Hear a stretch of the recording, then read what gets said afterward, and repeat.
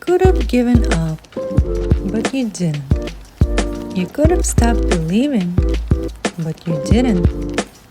You could have kept living their expectations, but you decided to make this life your own. And in turn, you're here. Hello everyone, today we're meeting Grace Montes. She is a co-founder and a psychotherapist at Arbor Counseling Centers located in Westfield, New Jersey. Hello Grace, thank you for joining us today. Thank you. Thank you for having me. Thank you. So let's start our conversation by diving into your journey of becoming the person you are today. What led you to discover your true passion in life? How did it start for you?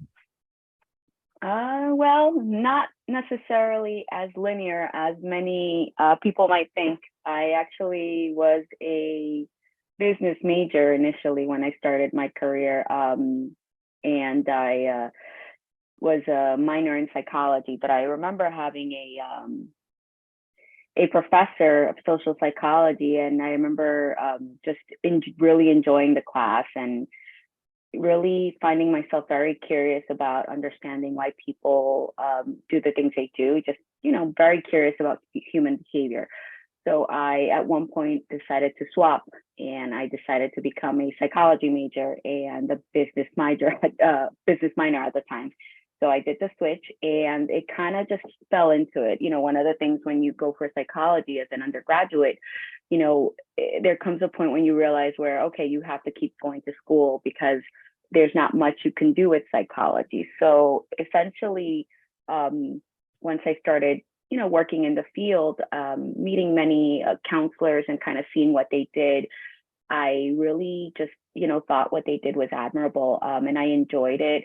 It also came very naturally for me because my parents are always helping people. So it kind of just, came along with a lot of the family values. And, I find that I think that was just one of the callings that came out of it. It can, because it was natural, it didn't seem like hard work.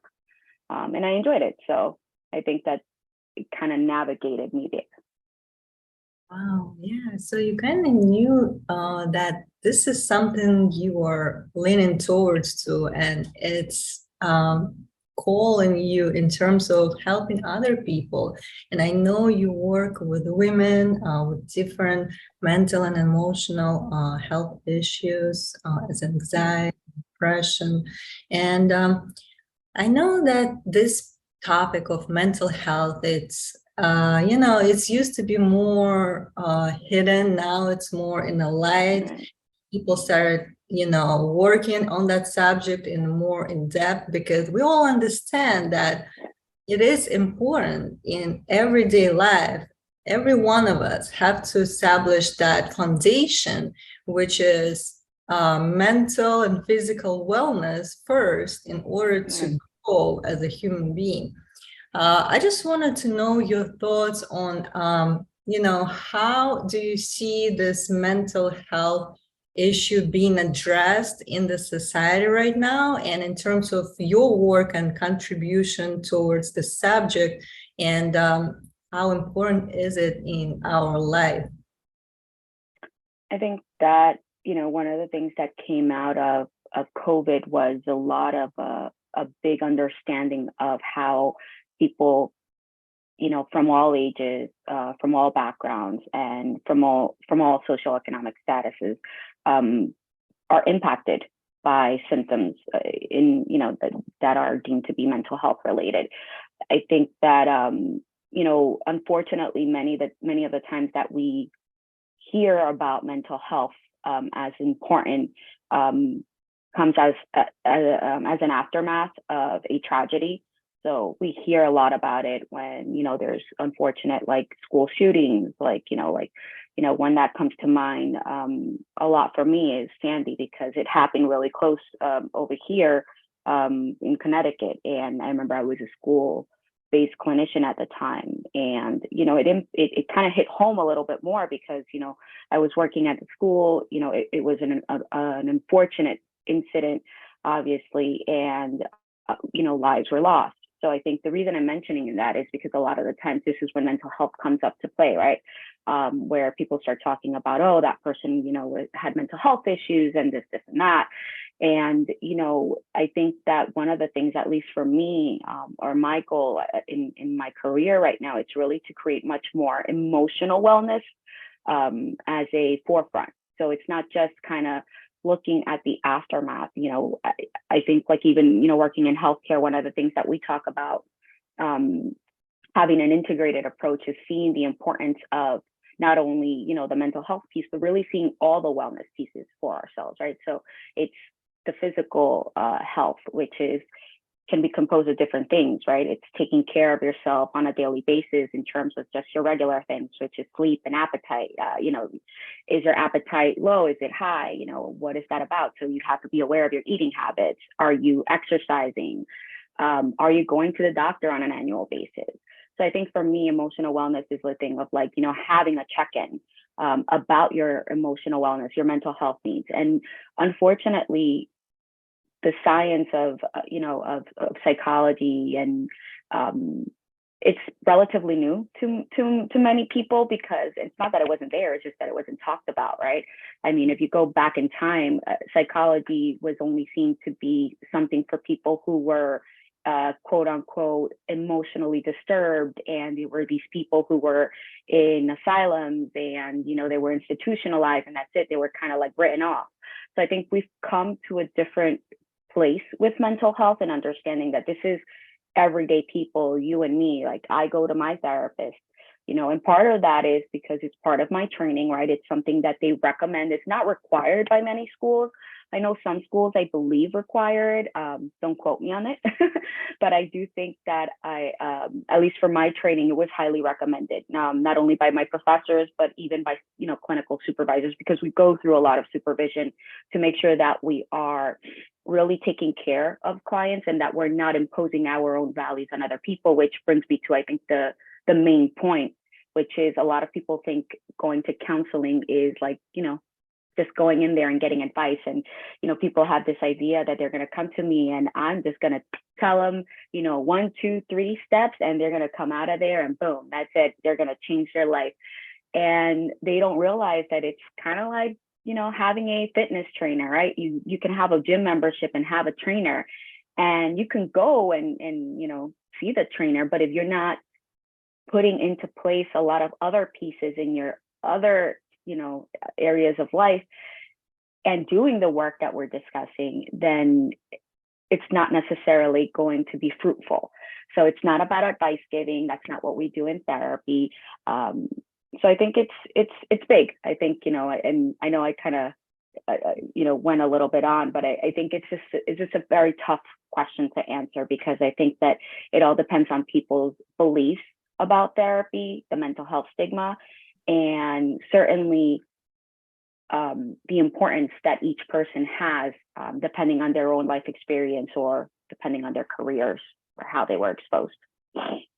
Yes, definitely. And you just mentioned the important piece of it, that the work has to be put into the therapy, not just from your side, but from the client's or patient side as well, because you're working together. And again, you can see something that the client needs to work on, or like reflect back to them, the important issue that is at hand. But if that person is not willing to change in any direction that the person is going, there is nothing will change, because we have to take responsibility for creating our own life, our own experiences, and life in general, right?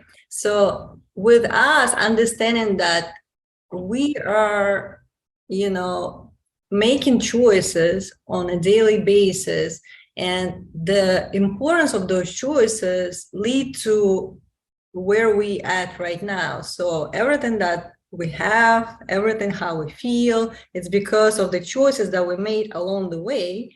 But again, it's okay to just, accept everything that you are and you have at this point, because you're the one who's going to change it.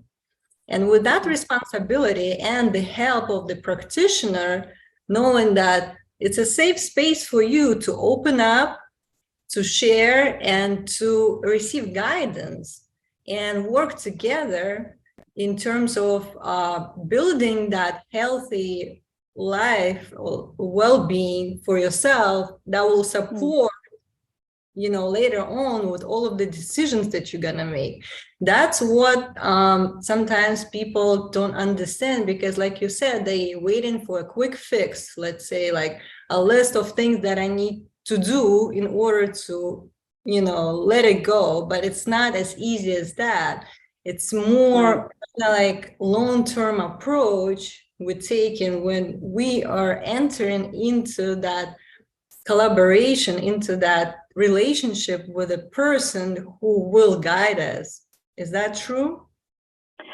I believe that, it's interesting because you mentioned the word choice, and I do think that there is a bit that, yes, it's absolutely in terms of we have to take responsibility for our actions. And at the same time, I think one of the work, a lot of the work that I do with people is also understanding there's like a piece of radical acceptance, in the sense of like, for most of us, there are life circumstances that occur that we have no control. So there are pieces of it that absolutely that we don't have control of. And there is that kind of piece of it where we need to, in many ways, embrace changes, whether they're positive and negative, and understand what these mean to us. So I think that it's challenging for me to tell you like absolutely it's choice, because I do think that there's a piece to it that it goes on a little bit further, in the sense of I do a lot of cognitive behavioral therapy, which in essence it's the concept that our thoughts impact our feelings and it impacts our behaviors, right? So essentially we can change how the thoughts in our mind, which for many people they're like, absolutely not, I can't change my thoughts, Grace. So we have to kind of go through a whole process of getting people to become more educated on what that means, and understanding, becoming much more aware of their thoughts. Are there negative self-thoughts? How does that impact what you're feeling? What is your feeling trying to communicate? It's communicating a need. What is that need? And then understanding sometimes also that there's a function to our behavior.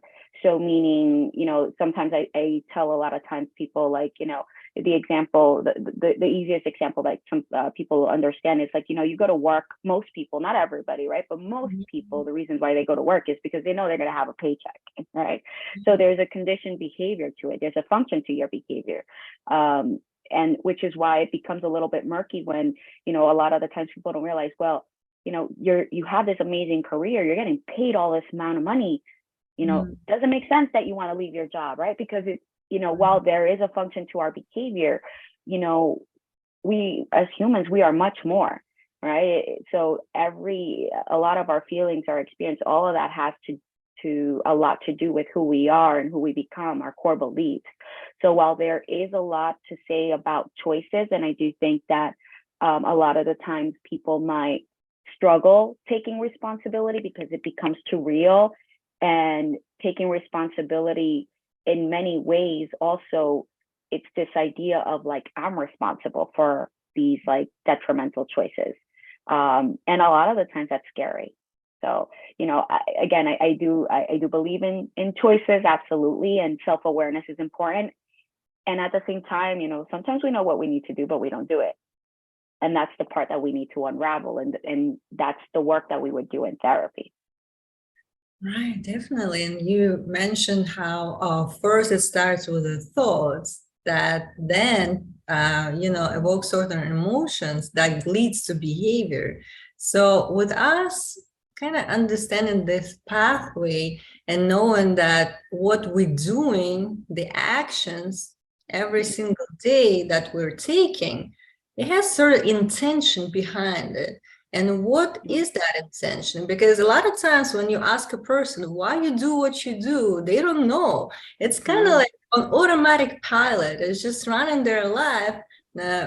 Like usually people mention term subconscious mind, right? So something there that you don't exactly know, you can't pinpoint that, but it is certain belief or a thought that you keep thinking that leads you to this behavior right now. And in order for you to unravel, to understand, it comes first the awareness of certain thinking patterns that we have. And there are like tons, a lot of different thoughts that run through our mind.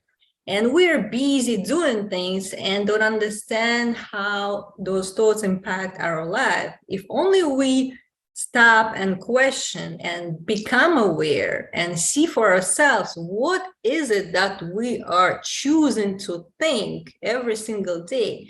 And that's the important piece, because a lot of times people come from work being stressed, anxious, with all those emotions that come into them, and they're not even taking time to process those emotions. They kind of suppress them, and it just gets piling up, and eventually like something happens, some kind of burst, in the situation that you don't expect to, because we're not taught to process those emotions. We're not taught to prioritize our mental health enough. Absolutely. To get, a priority every single day, knowing that if I'm not going to take care of myself, it will reflect into my personal, professional life. And that's the foundation. And again, to become aware, there are certain practices that people would like to integrate on a daily basis. Let's say meditation. What are your thoughts on that? Is that a helpful practice for people, or maybe something else that comes to your mind that will, guide them to recognize those thinking patterns?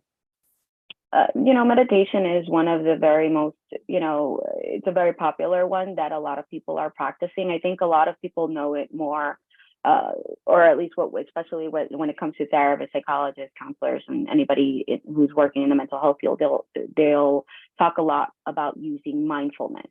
So mindfulness is the concept of being in the present moment, being in the here and now, which, for many people, they kind of see it more as an Eastern philosophy, right? This is like more like Buddhism and things like that.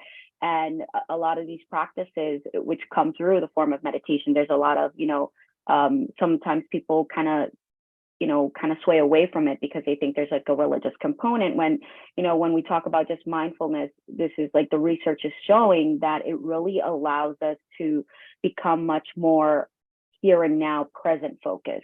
So what it's doing, it's really helping us to slow our, pretty much slow our thoughts, pay attention to our thoughts, and also connect our breathing.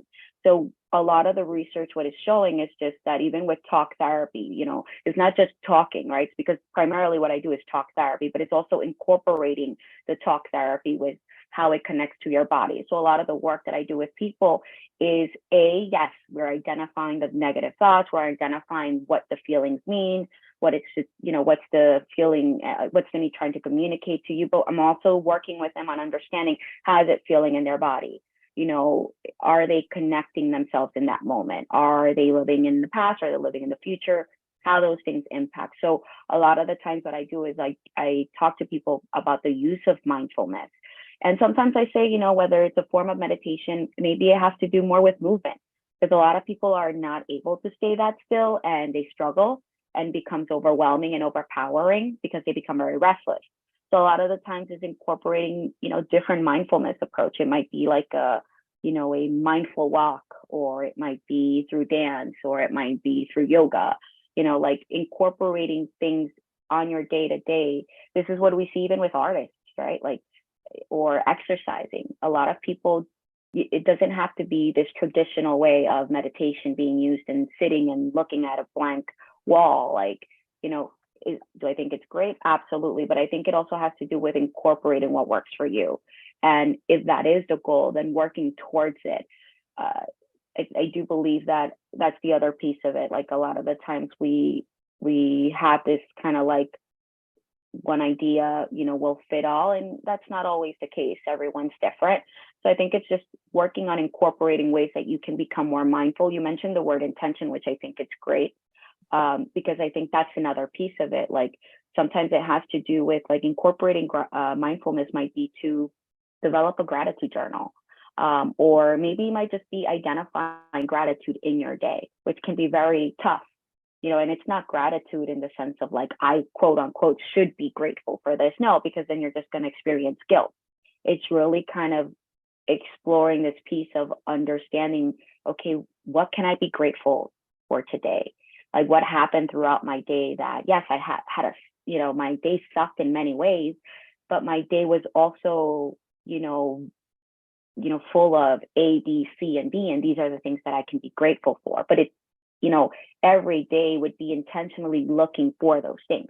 Sometimes we get so caught up in just looking at the negatives in life and kind of not seeing all the things that did go well and all the things that did work in our favor, or that, maybe, produce some joy or a laugh, whatever that is, but just finding the things that are restorative to us. So just paying attention to those things. Sometimes it has to do also with the mindset of intention, waking up in the day. And if I'm waking up and I'm saying, I'm automatically having this kind of negative idea of, oh, I got to start my day, as opposed to having a very different approach and an intentional approach. I mean, like, today I'm going to do this, and this is going to be my goal. It can change just your whole outlook of one day. Definitely. And I agree with us being grateful for, first of all, what we have in our life. We always can find a lot of things to be grateful for, in terms of like relationship with people, work, or any type of activity that we do, even hobbies, what makes us feel that joy and fulfillment and give us that, just feeling of well-being.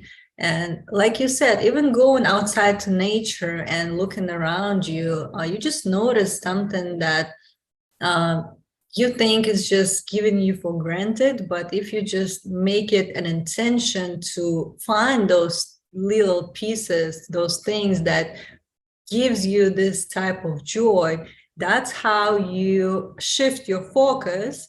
And actually, it will, first of all, it will take care of the way you feel.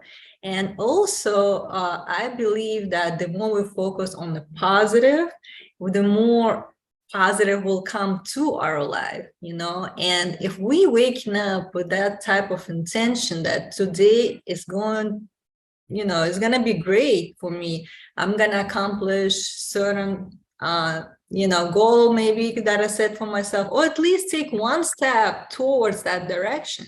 Because sometimes we overwhelm ourselves with the big goals, and in the end we don't take any steps.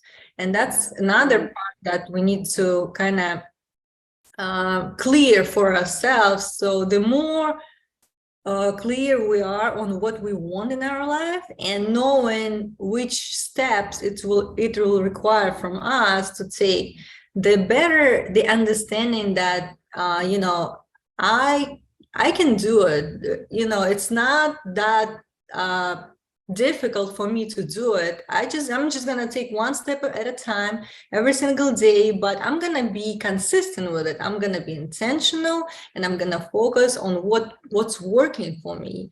All of the positive things in the process, and bringing that intention and having that understanding. You also will see sometimes it will unfold in a way that maybe you didn't even imagine for yourself. Sometimes, certain people come in your life, opportunities come your way.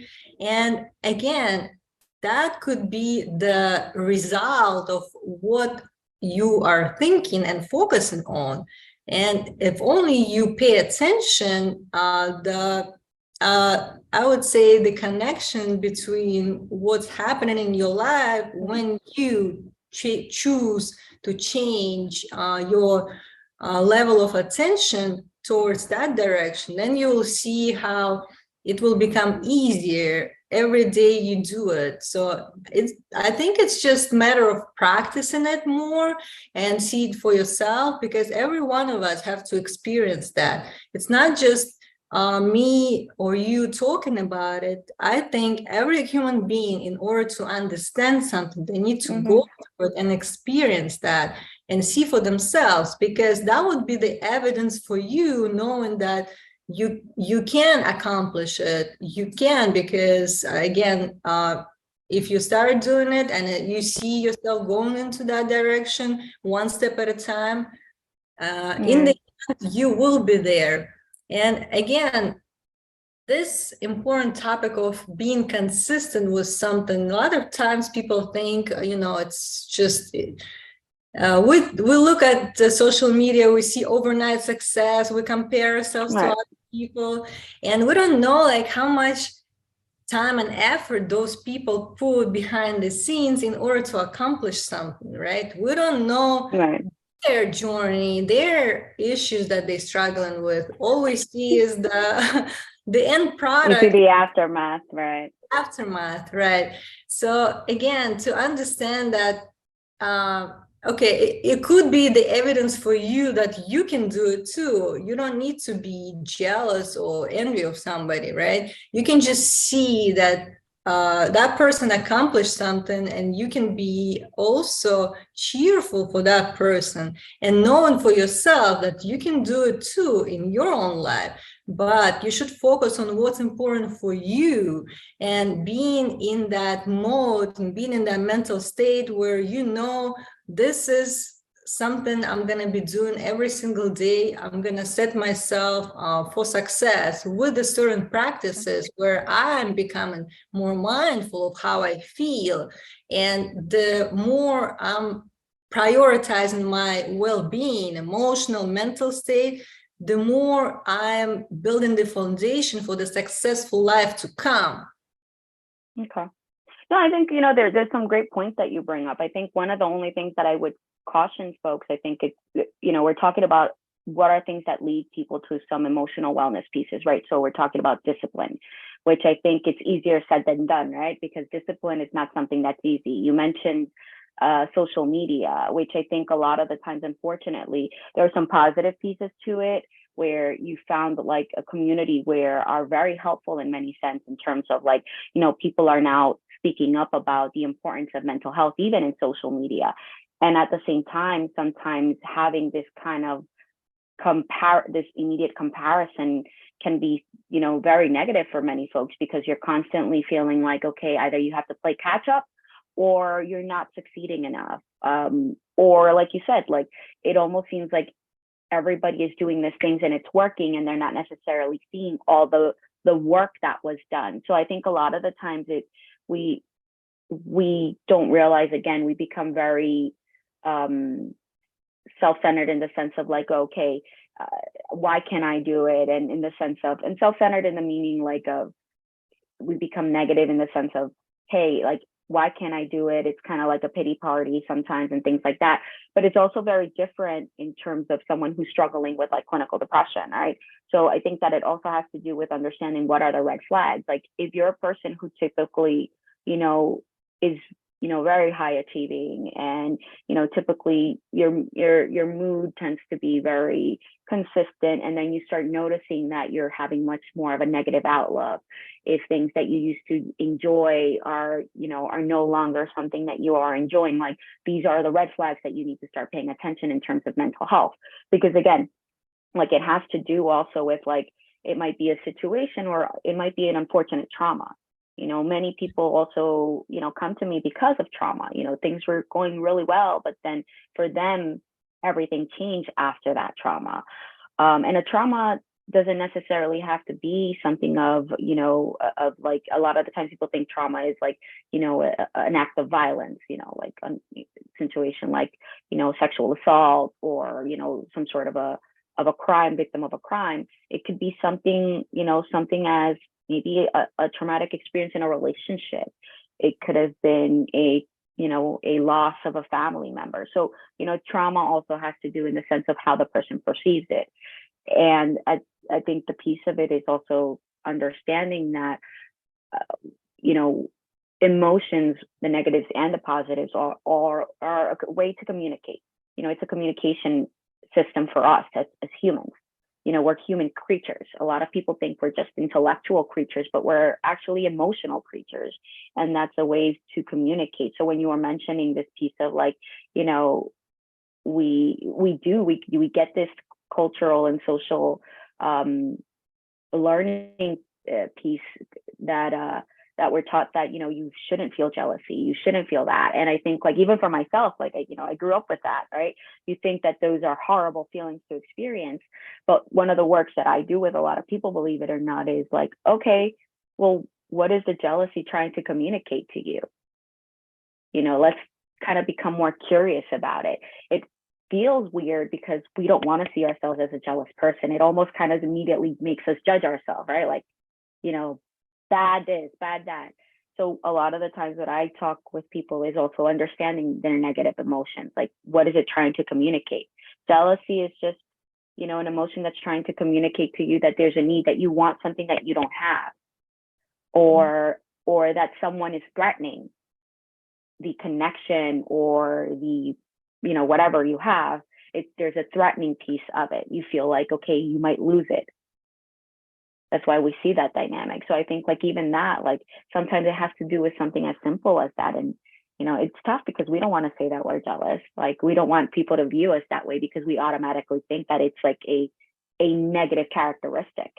And most people would probably see it that way. Right? We'll be like, okay, we don't want to deal with a jealous anything. A jealous friend, a jealous significant other.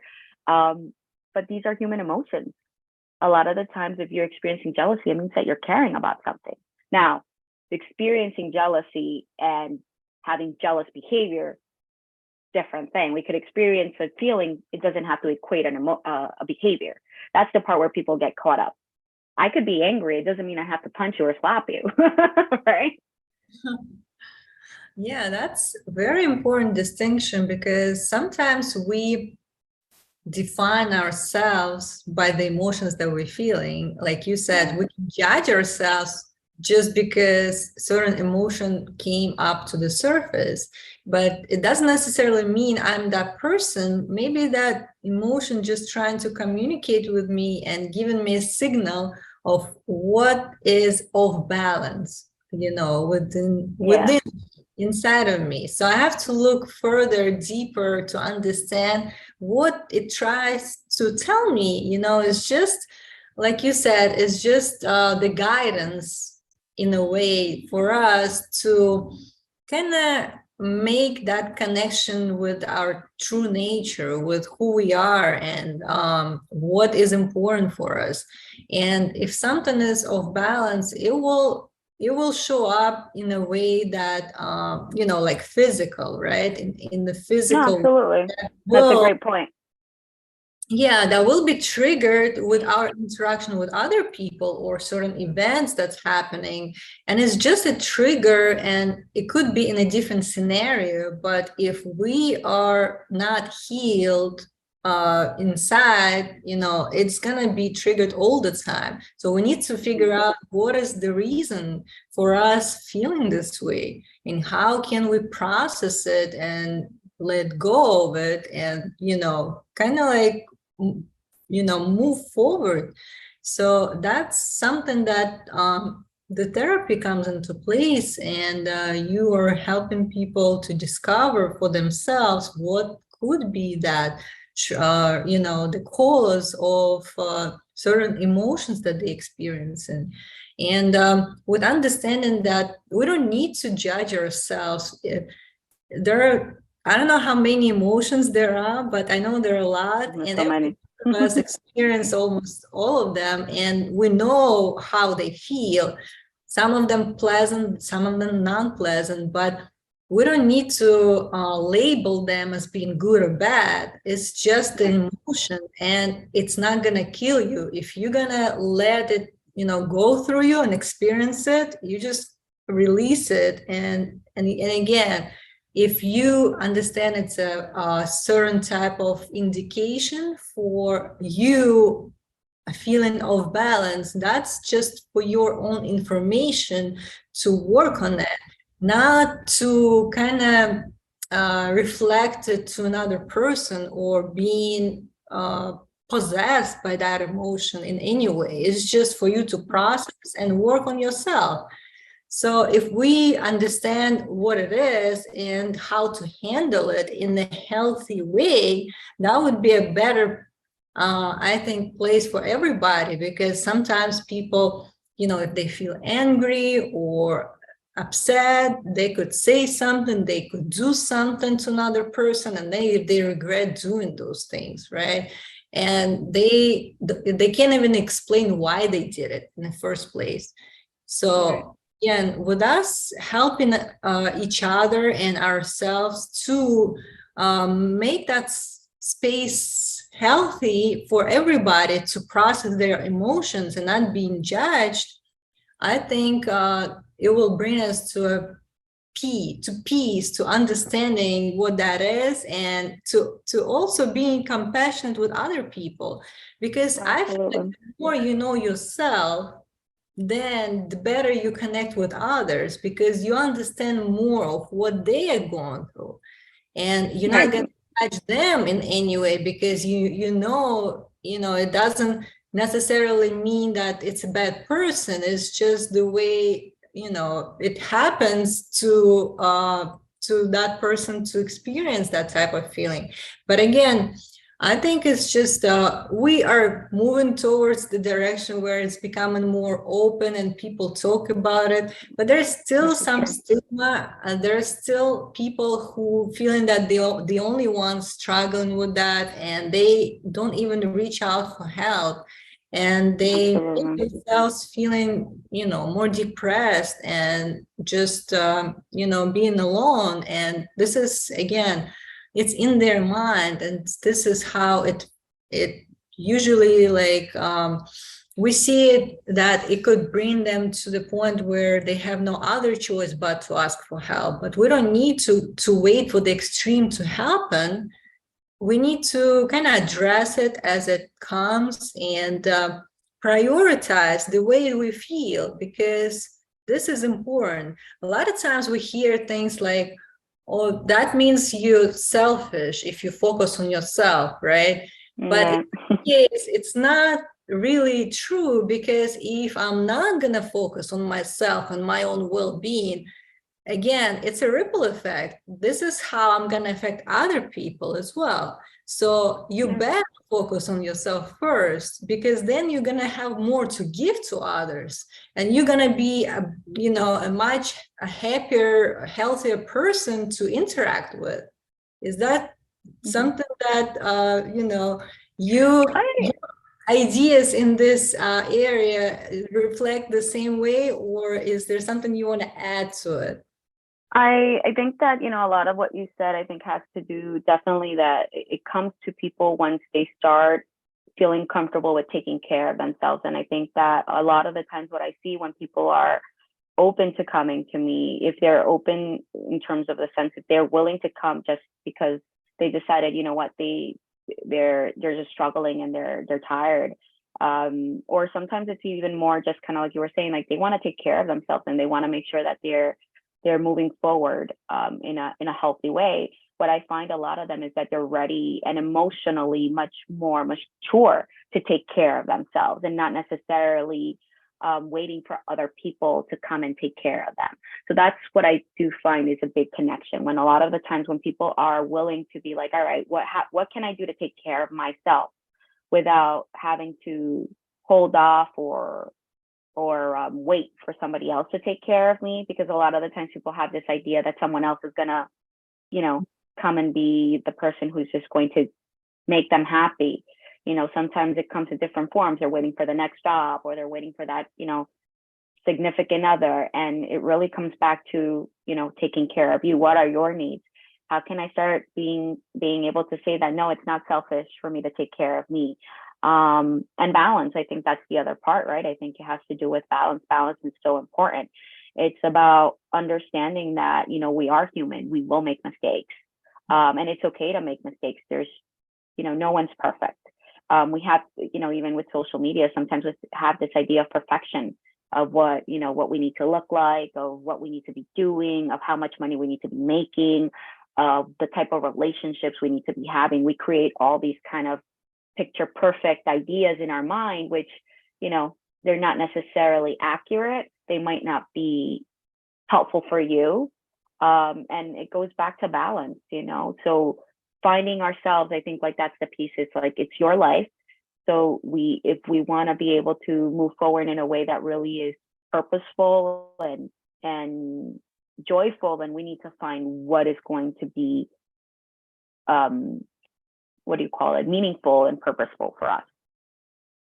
Definitely. And it could be different for everybody. So we have to understand that it's not, you know, one size fit all approach. You know, when we look at those people on social media, again, maybe this is something that works for them. All right. So they achieve certain success. Maybe they trying to share, I don't know, the way they feel, the way they look, or any type of achievement that they have in their life.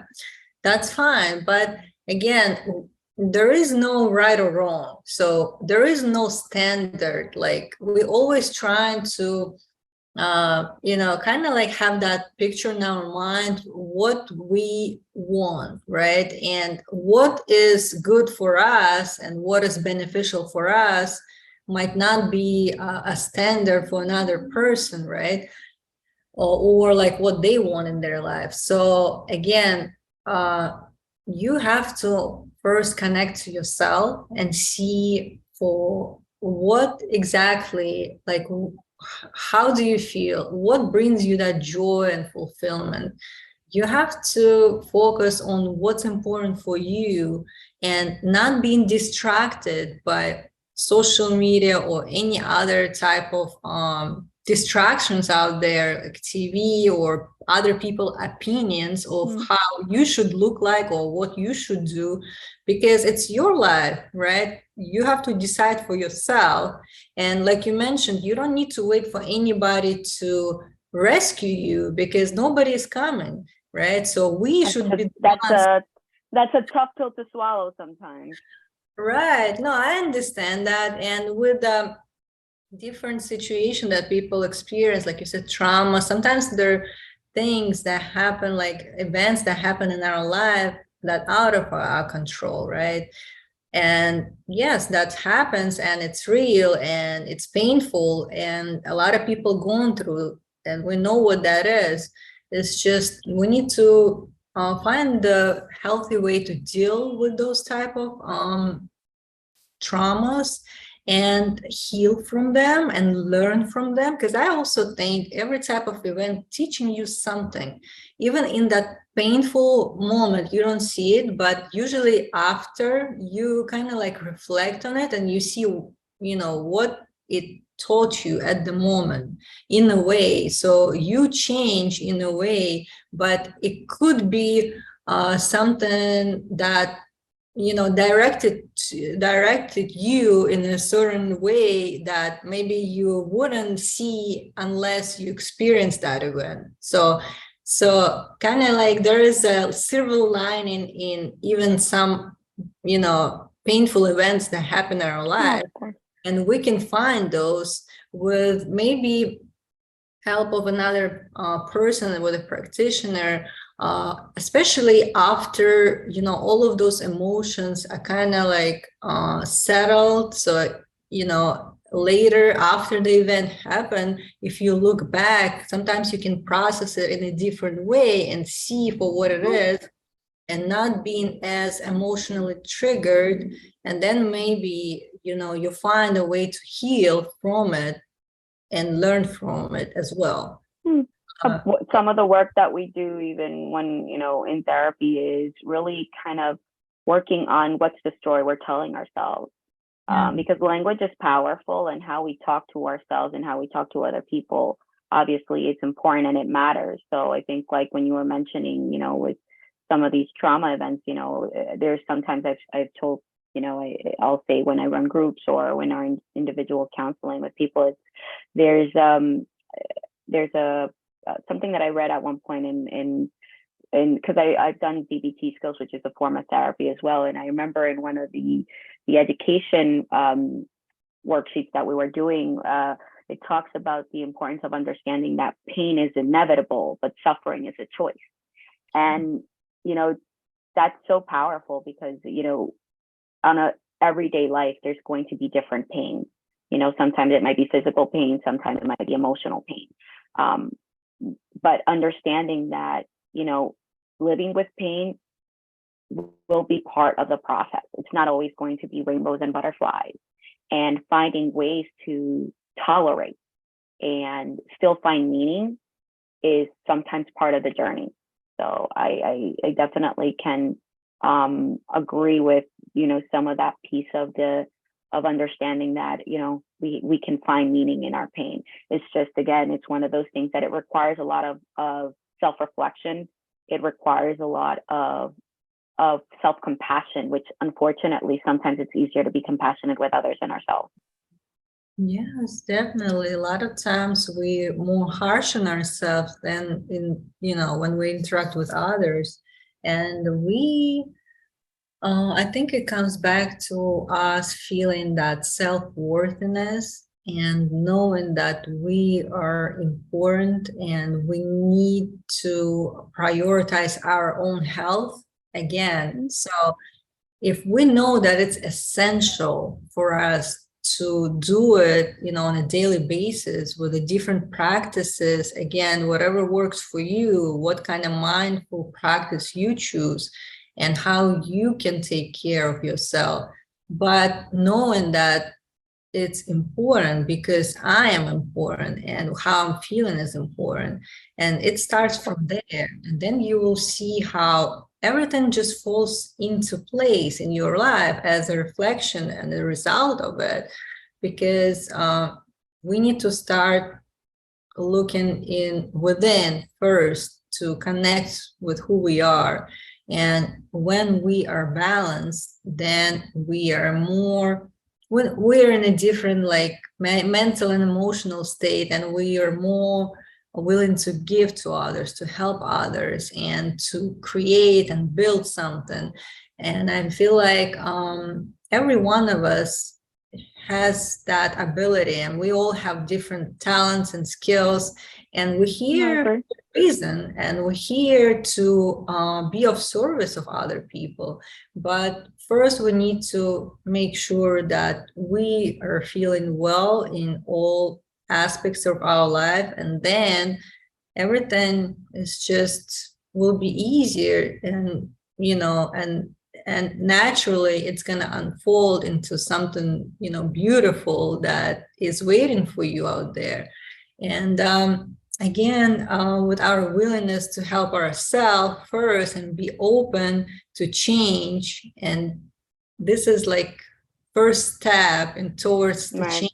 We have to understand that it will require our own effort and work towards building our new life, and with the help of practitioners that right now we have a lot of different tools and opportunities out there, and we know that there are people are willing to help us, and we just need to be ready for it. So if we are ready for it, there is always a way to connect with the person that is a good fit for you, and that can help you, guide you through all the challenges in your life.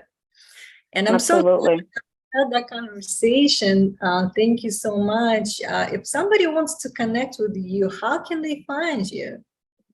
They can, and thank you for having me, by the way. And you mentioned some great points. Absolutely, there's much more accessibility to mental health services and counseling and therapy. And one of the ways that they can find me is going to the website, www.arborcounselingcenters.com, or reaching us via phone. And I can definitely give you all that information. But they could just go on our website. They can schedule a consult. We offer a 20-minute free consultation because we want to make sure, that we're a good fit, because I think that's the other part of it. I think that for counseling is something that's very important. It's a very intimate process to feel like, you can go and speak to someone. And, for us, it's very important that if we're not able to provide the services that you need, that we can at least point you to the right direction. So that's the part that for us that it's something that we really think that it's valuable. So absolutely, if someone is in need or is just looking to see is therapy something that might be helpful for them, we can certainly help them out, and they can just come our way and we can help them out. Yes, thank you so much. And in closing, what would you like to say to our listeners, like as a thought for today? As a thought for today, I think that, I think part of it is just really about, being able to have the courage to, and openness to really kind of explore themselves and be able to remember that they're important too. I think that you mentioned a lot of, the piece of like not wanting to feel selfish. And I do think that a lot of the times people don't make the time to take care of themselves. They're spending so much time taking care of other people, not realizing that the best way for them to take care of other people is by taking care of themselves. So I think like that's the first piece, taking care of ourselves is super important. And that might mean that you need to, schedule an appointment with, a counselor, a doctor to go get your annual, the dentist, getting your medication, whatever those needs are. Like just take the time and reflect, okay, what are the things that you haven't been doing lately for yourself? Because it might even be something as simple as just, taking a day off, like whatever it is to self-care, really reevaluating what are the things that help them feel well. Yes.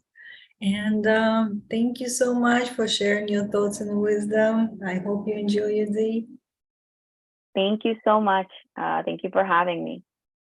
I hope you enjoyed this episode, and if you did, hit the subscribe button and share it with others. Stay tuned.